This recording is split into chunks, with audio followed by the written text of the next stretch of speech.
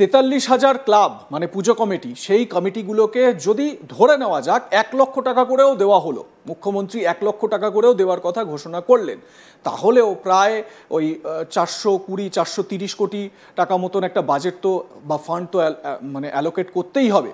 প্রশ্ন হচ্ছে এই টাকাটা আসবে কোথা থেকে।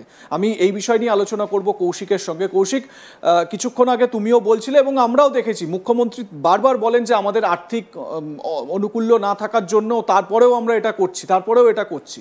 প্রশ্ন হচ্ছে, যেখানে মুখ্যমন্ত্রী নিজেই বলছেন বিভিন্ন প্রজেক্ট, সামাজিক সুরক্ষা প্রকল্প থেকে শুরু করে অন্যান্য যে সরকারি পরিষেবা প্রদান প্রকল্পগুলো, সেগুলো চালাতে গিয়ে মুখ্যমন্ত্রীর সমস্যায় পড়তে হচ্ছে টাকার অভাবে। সেখানে এই অতিরিক্ত 420 কোটি বা 430 কোটির যে টাকাটা, সেটার যোগান আসবে কি করে? দেখো, এটার যোগান তো সাধারণ মানুষের যে ট্যাক্সের টাকা, যে করের টাকা, সেই টাকা থেকেও কিন্তু বেশ কিছুটা সুরাহা করা যাবে। এবং যেটা সবথেকে গুরুত্বপূর্ণ, তুমি জানো যে এই ইউটিলিটি সার্টিফিকেট, যেটা কেন্দ্রীয় সরকারকে পশ্চিমবঙ্গ সরকার বা দেশের বিভিন্ন রাজ্যের সরকাররা তাদের যে দেওয়া টাকা কেন্দ্রীয় সরকারের, সেই টাকার বিনিময়ে যে কাজটা হয়েছে তার একটা ইউটিলিটি সার্টিফিকেট থাকে। সেই কাজের জন্য কিন্তু কিছু টাকা পশ্চিমবঙ্গ পেয়েছে, যদিও ভারত সরকার মানে কেন্দ্রীয় সরকার কিন্তু এখনো সুদ বাবদ প্রতি মাসে মোটা টাকা কাটছে। এবং পশ্চিমবঙ্গে 100 দিনের কাজের টাকা সহ বিভিন্ন বাংলার বাড়ি যোজনার টাকা, সেই টাকা পশ্চিমবঙ্গ পায়নি। আমাদের প্রশ্ন, এরপরেও এই আমার পাড়ায় আমার সমাধান করতে গিয়ে তিনি প্রত্যেকটি বুথকে যে টাকা দিচ্ছেন, সেই টাকা দেওয়ার পরেও কি করে ক্লাবগুলিকে অতিরিক্ত 8,000 কোটি টাকার ওই আমার পাড়ায় আমার সমাধানের 8,000 কোটি টাকার প্রজেক্ট, তারপরেও কি করে ক্লাবগুলোকে দিচ্ছে? আসলে কি জানো তো, ভোট বড় বালাই। এই 26-এর ভোটটাকে মাথায় রেখে যদি প্রয়োজন হয় বাজার থেকে আমি ঋণ নেব, ঋণ তিনি হয়তো নিতে পারেন বা ঋণ নেবেন, সেই ঋণের টাকা শোধও হয়তো হবে, পরবর্তী সরকার বা যে সরকারই থাকবেন, তৃণমূল সরকার থাকলে তিনিই শোধ করবেন। কিন্তু মূল বিষয়টি হচ্ছে মানুষকে আগে তার স্বতঃপ্রণোদিতভাবে তার উৎফুল্লতা, প্রফুল্লতা, তার আনন্দ, সেখান থেকে তিনি বিরত করতে চাইছেন না। তিনি একদিকে যেমন আমার পাড়া আমার সমাধান, অন্যদিকে ঠিক ক্লাবগুলোকে টাকা দেবেন। এই যে আজকে কিছুক্ষণ আগে তুমি একটি বড় পুজো সংস্থার যে অধিকর্তা তার সাথে কথা বলছিলে, সেখানে যেটা স্পষ্ট হলো, দেখো আজকেও মুখ্যমন্ত্রী কিন্তু দমকল, স্বাস্থ্য, পুলিশ সবাইকে নিয়ে বৈঠকে একটাই কথা বলছেন যে পুজোর সময় রাস্তায় যানজট না হয়। এই যে যানজট না হয়, কারণ এটা তো শিল্প, একদম দুর্গাপূজাটা শিল্প। সারা বছর যে বিজনেস সামিটের কথা আমরা আলোচনা করি, তার মূল মানে সুরই কিন্তু বাধা রয়েছে দুর্গাপূজার এই কদিন। এখান থেকে প্রচুর মানুষ বিভিন্ন রকমের আয় করেন।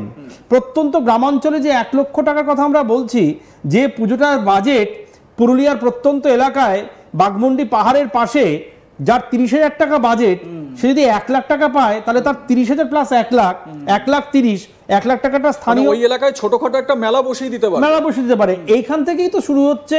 ক্ষুদ্র ক্ষুদ্র করে মুখ্যমন্ত্রী বলেন না যে ক্ষুদ্র ক্ষুদ্র করেই একটা বড় শিল্পের আয়োজন করা যায়। এই দুর্গাপুজো হচ্ছে একটা শিল্প। সেই শিল্পের জন্য কল্পতরু মমতা বন্দ্যোপাধ্যায় তিনি যেখান থেকেই হোক টাকার সংস্থান করবেন, টাকার যোগান তিনি দেবেন। প্রয়োজনে, তুমি জানো তো মুখ্যমন্ত্রী যে মায়না নেন না, মমতা বন্দ্যোপাধ্যায় মুখ্যমন্ত্রী হওয়ার পর থেকে কিন্তু তিনি 1 টাকা করে নেন। কিন্তু যেটা মূল বিষয়, আগামী দিনে পশ্চিমবঙ্গের মানে পশ্চিমবঙ্গের গতিমুখ কোন দিকে হবে, এইটা চিন্তা করতে গেলে কিন্তু শিল্পের কথা আসে। শিল্প এবং বাণিজ্যকে রাখতে গেলে দুর্গাপুজো করা তার গুরুত্ব যথেষ্ট। এবং এই পুজোর মধ্যে থেকেই কিন্তু গোটা বিশ্বের কাছে বার্তা যাচ্ছে পশ্চিমবঙ্গে ইনভেস্টমেন্ট, বিনিয়োগ কতটা হয়েছে কি হয়নি সেটা পরবর্তী বিজনেস সামিট বলবে। আর মমতা বন্দ্যোপাধ্যায়ের টাকা কিন্তু বাজার থেকে তিনি, আমাদের মানুষের করের টাকা রয়েছে, বিভিন্ন প্রকল্পের টাকা রয়েছে, বিভিন্ন ফান্ডের টাকা রয়েছে, সেখান থেকে তিনি এই প্রশ্নে আমি স্পেসিফিক ভাবে আসবো। তবে সুজয়ের সঙ্গে একটা বিষয় আমি একটু কথা বলে নেবো। সুজয়, একটা কথা আমাকে বলো, সেটা হচ্ছে গিয়ে এই যে পুজো কমিটিগুলো, মানে এর আগেও যখন মমতা বন্দ্যোপাধ্যায়ের সরকার ছিল না, বা যখন থেকে মমতা বন্দ্যোপাধ্যায় এই টাকা মানে যখন থেকে দেওয়া শুরু হয়েছে, তার আগেও তো পুজো হয়েছে। বাম আমলেও পুজো হয়েছে, কংগ্রেস আমলেও পুজো হয়েছে, পুজো উদ্যোক্তারা পুজো করেছেন। এই বিষয়গুলো কিন্তু আমরা সবসময় দেখতে পেয়েছি। কিন্তু এটা কি কোথাও বেশি করে ফোকাস করা হচ্ছে? তার কারণ দেখবে বিজেপির তরফ থেকে অভিযোগ ওঠে বারবার যে বর্ধমান থেকে শুরু করে হাওড়া অনেক জায়গায় এরকম রয়েছে যেখানে পুজো করতে দেওয়া হয় না। আমরা জানি গত বছর কলকাতাতেও শুভেন্দু অধিকারী নিজে ছুটে গিয়েছিলেন কলকাতায়, সম্ভবত খিদিরপুরেই একটি পুজো, সেই পুজোতে বাধা সৃষ্টি করছিল বেশ কয়েকজন উন্মত্ত যুবক।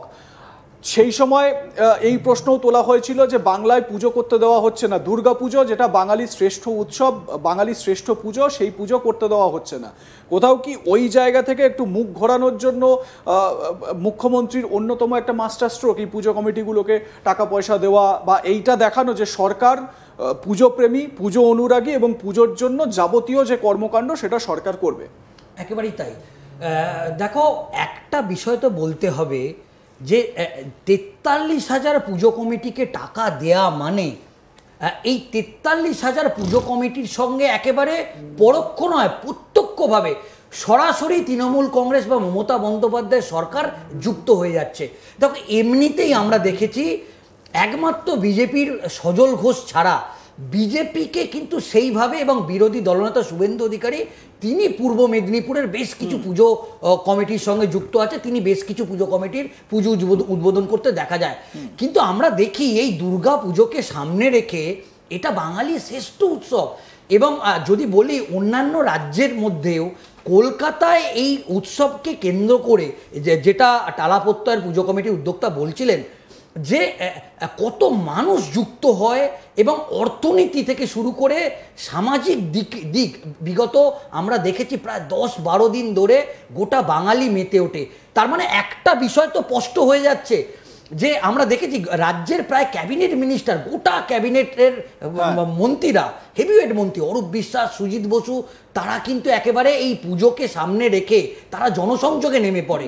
দেখো, এই মুহূর্তে আমরা যেটা একেবারে যেটা দেখছি, শাসক দল যেভাবে যে ইস্যুগুলোতে তারা সামনে রেখে লড়াই করছে, সেক্ষেত্রে এবার এটা মনে করা হচ্ছে যে মমতা বন্দ্যোপাধ্যায় সরকার বা তৃণমূল কংগ্রেস তারা আরও বেশি করে এই 43,000 পুজো কমিটি বা 50,000 যদি সংখ্যাটা হয়, তাদেরকে এই প্রত্যেক পুজো কমিটি। সুজয়, তোমাকে একটু এখানে বিরত করছি, আমাদের সঙ্গে টেলিফোন লাইনে আরেক পুজো কমিটির উদ্যোক্তা আমাদের সঙ্গে রয়েছেন, হাতিবাগান সর্বজনীনের সাধারণ সম্পাদক শাশ্বত বসু আমাদের সঙ্গে রয়েছেন। শাশ্বত বাবু, আপনাকে স্বাগত আজ তাক বাংলায়। আর কিছুক্ষণের মধ্যেই মুখ্যমন্ত্রী তিনি আপনাদের নিয়ে বৈঠক করছেন, নিশ্চয়ই আপনিও সেখানে উপস্থিত থাকবেন। এবছর মানে আরো বড়, মানে মমতা বন্দ্যোপাধ্যায় গত বছরই একটা বলে দিয়েছিলেন যে ওই স্ল্যাব করে করে তিনি টাকা দেবেন বা আর্থিক সহায়তা, এছাড়াও অন্যান্য সুবিধা যেগুলো তিনি দিয়ে থাকেন। তো আপনাদের পুজো কমিটির কি কোনো স্পেসিফিক কিছু বার্তা বা স্পেসিফিক কোনো বিষয় রয়েছে যেটা মুখ্যমন্ত্রীর সামনে আপনারা তুলতে চান? দেখুন, প্রথমত আজকে রাজ্যের যে দুর্গাপুজো আজকের যে জায়গায় যাচ্ছে, গত 15-20 বছর আগে আমাদের দুর্গাপুজো করতে গেলে অনেক রকম প্রশাসনিক সমস্যার মধ্যে আমাদের করতে হতো, কিন্তু গত 15 বছরে আমাদের কোনো প্রশাসনিক সমস্যায় এখন উনি মিটিয়ে দিয়েছেন। এবং যেটা ধরুন প্রথমে সিঙ্গেল উইন্ডো কাউন্টার যেটা হয়েছিল 14 সালে, যেটা আজকে আসামে পরিণত হয়েছে,